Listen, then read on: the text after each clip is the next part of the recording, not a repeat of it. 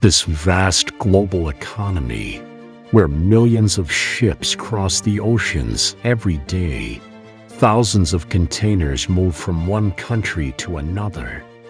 But do you know, things are not as simple as they seem. Today we will discover why even the world's largest oil producer cannot fully use its own oil, why millions of containers are left abandoned, and how restricted aircraft still fly despite sanctions. The clothes you wear, the phone you hold, at some point, they were inside a metal box known as a shipping container.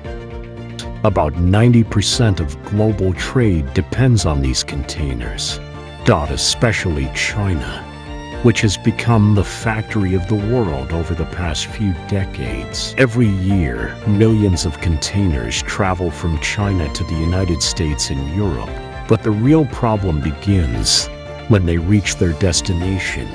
The United States imports a lot, but exports very little. As a result, only about 40% of containers return filled with goods, and the remaining 60%? They are left behind in ports, rusting over time. Some are turned into small houses or storage, but many remain unused. Why? Because sending back an empty container costs around $3,000, while producing a new one costs only about $2,000. This is one of the strangest imbalances in global trade. Now let's talk about oil. The United States is currently the world's largest oil producer. It cannot fully use its own oil. Why? The first reason, the type of oil.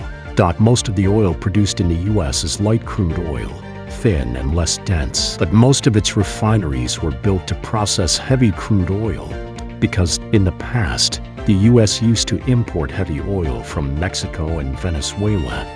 Now, upgrading those refineries would cost more than $200 billion. The second reason, infrastructure. Even though Texas has massive oil reserves, there are not enough pipelines to transport it everywhere. As a result, the U.S. exports its own oil and imports oil from other countries. In simple terms, like growing your own crops, but still having to buy food from others. Now let's move to a mysterious story. Iran has been under strict international sanctions for many years. Because of this, buying aircraft from Boeing or Airbus is nearly impossible. Suddenly, Iran was seen operating Boeing 777 aircraft. How? These planes once belonged to Singapore Airlines. Later, they were abandoned in the deserts of Australia. Then began a secret operation. First, an American company purchased them. Then, on paper, they were sold to fake companies in Madagascar and Cambodia.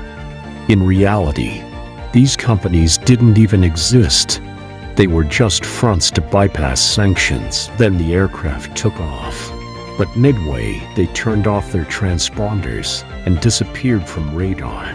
Eventually, they landed in Iran. Legally, everything looked clean, but in reality, it was a perfectly executed smuggling operation. In this world, things are not always what they seem, but mountains of containers, the paradox of oil, and invisible flights in the sky. Together, they form a complex web of global economics, and its impact reaches your everyday life. If you enjoyed the video, don't forget to like and subscribe for more fascinating documentaries.